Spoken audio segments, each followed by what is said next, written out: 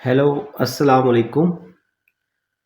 Physics ninth class national book foundation की जो new book है फेडरल बोर्ड में जो यूज़ हो रही है उसके चैप्टर 1 के जो शॉर्ट रिस्पॉन्स क्वेश्चंस हैं उनके आंसर्स को डिस्कस करेंगे हम इस वीडियो में। Short response questions chapter 1 national book foundation. तो फर्स्ट क्वेश्चन में how physics plays an important role in our life.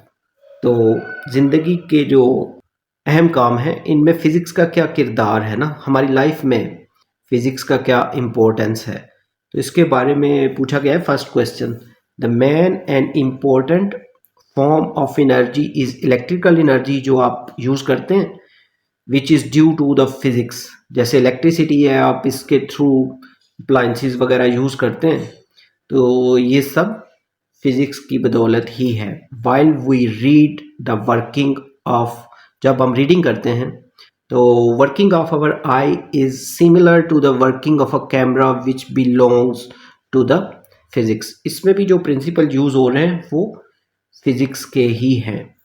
और थर्ड पॉइंट में द डिवाइस, जो भी डिवाइसेस है, the devices we use in our daily life like computers, smartphones, internet etc are all based on the principle of physics. ये सारी की सारी जो डिवाइसेस हैं ये फिजिक्स के प्रिंसिपल्स पे बेस्ड है। Physics is also applied in our body. हमारी बॉडी पे में भी मुख्तलिफ जो वर्किंग है उसमें फिजिक्स यूज होती है due to electrical signals which carry the sensation to mind then able to see। हम फिर जब ये सेंसेशन हमारे माइंड तक पहुंचती है तो हम देख सकते हैं, लिसन सुन सकते हैं और टू फील द ऑब्जेक्ट्स और मुख्तलिफ चीज़ों को महसूस कर सकते हैं। इसके अलावा भी बहुत सी इम्पोर्टेंस हैं हमारी लाइफ में फ़िज़िक्स की, लेकिन ये चंद हैं जो यहाँ मेंशन की गई हैं। क्वेश्चन नंबर 2 में estimate your age in minutes and seconds. यहाँ पे कहा गया है कि अपनी एज को मिनट्स और सेकंड्स में एस्टिमेट करके बताएं। लेट के एज जो है आपकी वो 15 है, लेकिन अगर आपकी 16 या 14 है तो इसकी जगह पे आप 16 या 14 लिख सकते हैं। तो 15 ईयर्स हैं तो पहले ईयर्स को डेज में कन्वर्ट करने के लिए 15 को 365 से मल्टीप्लाई करेंगे, क्योंकि एक साल में 365 डेज होते हैं। तो 15 को जब 365 से मल्टीप्लाई करेंगे तो 5475 डेज आंसर आएगा। उसके बाद इसको हॉर्स में कन्वर्ट करना है, तो हॉर्स में कन्वर्ट करने के लिए ये जो आंसर है डेज का, इसको 24 से मल्टीप्लाई कर दें, क्योंकि हर डे में 24 हावर्स होते हैं। तो इसको मल्टीप्लाई करने के बाद 131400 हॉर्स आंसर आ जाएगा।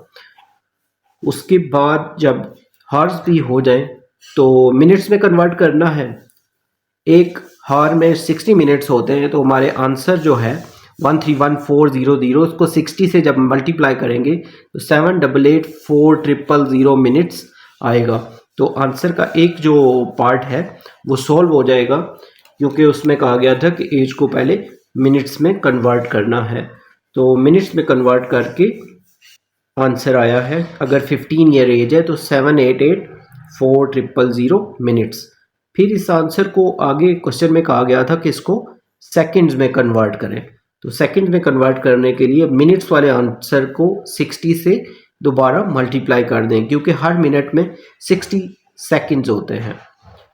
तो 60 से मल्टीप्लाई होने के बाद 4730400000 सेकंड्स आंसर आएगा, और ये हमारा सेकंड आंसर होगा। क्वेश्चन में मिनट्स और सेकंड्स में कन्वर्ट करने को बोला गया था एज को, तो मिनट्स का भी आंसर आ गया है और सेकंड्स का भी।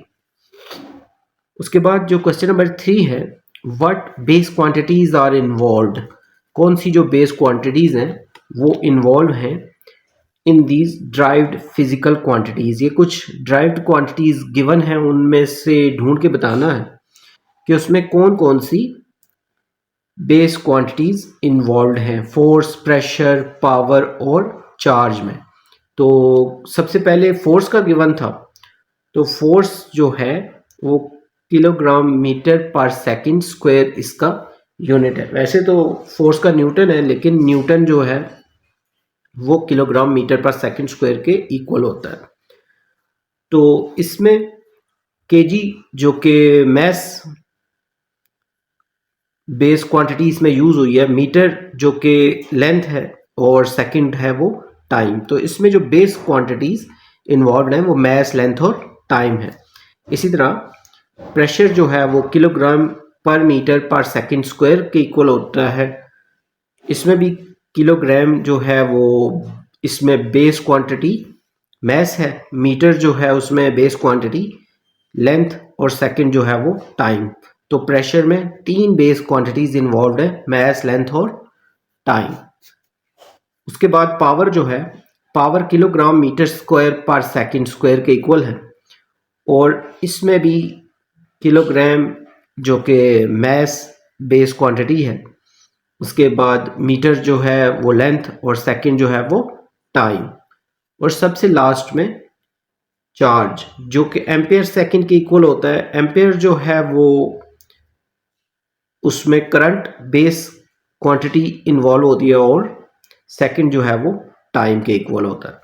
तो ये वाली जितने भी ड्राइव क्वांटिटीज़ दी हुई थी, फोर्स, प्रेशर, पावर और चार्ज, उनमें जो बेस क्वांटिटीज़ इन्वॉल्व हैं वो इस क्वेश्चन में अच्छे से बता दी गई है। क्वेश्चन नंबर 4 में लिखा है show that prefix micro is 1000 times smaller than prefix milli.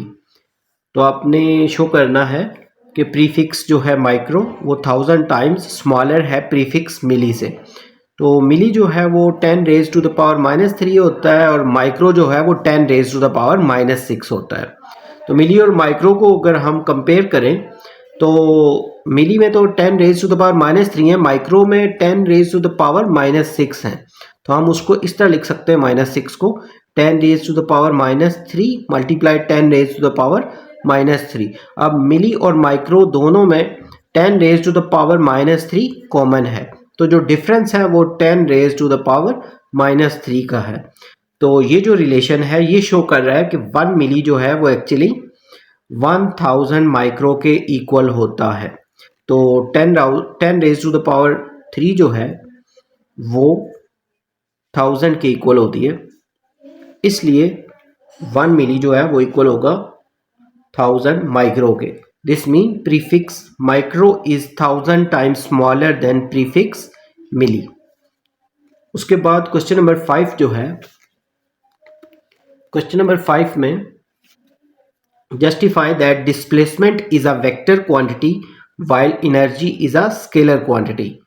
तो इस क्वेश्चन को स्टार्ट करने से पहले ही हम थोड़ी सी बात कर लेते हैं कि वेक्टर्स जो होते हैं वो ऐसी क्वांटिटीज होती हैं जिनमें डायरेक्शन और मैग्नीट्यूड दोनों इंक्लूडेड होते हैं, और स्केलर क्वांटिटीज वो क्वांटिटीज हैं जिसमें डायरेक्शन मेंशन नहीं होती, ओनली मैग्नीट्यूड जो है वो उसका जिक्र किया जाता है। उन्हीं के थ्रू इनको मुकम्मल तौर पर बयान किया जा सकता है। तो डिस्प्लेसमेंट के बारे में क्यों ये वेक्टर क्वांटिटी है, because it has both magnitude and direction. तो डिस्प्लेसमेंट क्यों वेक्टर क्वांटिटी है, इसमें दोनों मैग्नीट्यूड भी होता है और डायरेक्शन भी होती है। मैग्नीट्यूड दो पॉइंट के बीच में जो शॉर्टेस्ट डिस्टेंस है वो डिस्प्लेसमेंट है। तो ये वाला जो डिस्टेंस है शॉर्टेस्ट, इसका जो डिस्टेंस होगा वो तो मैग्नीट्यूड होगा, और डायरेक्शन मीन कौन सी सिमत में ये डिस्टेंस कवर हुआ है ये साथ बताएंगे, तब भी ये डिस्प्लेसमेंट जो है ये कंप्लीट होगी। एनर्जी स्केलर क्वांटिटी क्यों है, energy is a measure of ability to do work. Energy जो है ये असल में किसी भी काम को करने की जो एबिलिटी है उसकी मेजरमेंट होती है। ये स्केलर क्वांटिटी है because it has only magnitude but no direction. इसमें सिर्फ मैग्नीट्यूड की ज़रूरत होती है, डायरेक्शन की ज़रूरत नहीं होती। उसके बाद क्वेश्चन नंबर 6 है। क्वेश्चन नंबर 6 में लिखा है screw gauge can give more precise length than vernier callipers. जो स्क्रू गेज है वो ज़्यादा प्रिसाइज लेंथ देगा as compare to vernier callipers के। इसके आंसर में लिखेंगे कि जो इंस्ट्रूमेंट हम यूज़ करते हैं मेजरमेंट के लिए, जिसका लीस्ट काउंट स्मॉलर होगा वो ज़्यादा प्रिसाइज होगा। The instrument with smaller least count will give more precise value.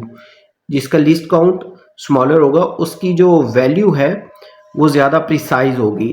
तो the least count of screw gauge जो कि 0.01 है is less than the least count of vernier calipers, so screw gauge can give more precise length than vernier calipers। ये हमारी जो short response exercise है उसके 6 question हो गए हैं। अगर आपको हमारी वीडियोस पसंद आ रही हैं तो हमारे चैनल को लाइक और सब्सक्राइब करना मत भूलिएगा। दुआओं में याद रखिएगा और अपना बहुत सा ख्याल रखिएगा। Have a nice time.